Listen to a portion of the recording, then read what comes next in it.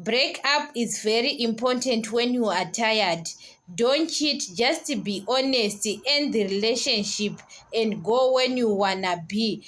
Don't cheat to a person, you are causing another problem. You know that when you are cheating, sometimes they are starting pointing a finger to you, like maybe you are the one starting cheating to that person, especially women. You know that women, when we are cheating to our husband, most of the time they are calling us with some of the names, but men, when they are cheating, there is no problem, especially when you are married.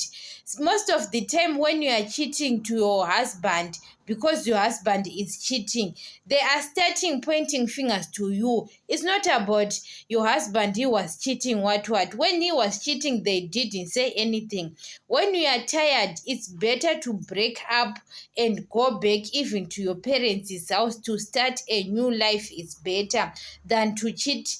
It's like maybe you are doing revenge. Sometimes don't do revenge to that person. It's better to break up and move on with your life, to upgrade your life in peace. So sometimes, especially when you are that person was cheating and you are cheating again, they are starting pointing fingers to you, but didn't say to a person who start those things. They didn't say. They start provoking you. So sometimes you have to live and move on with your life.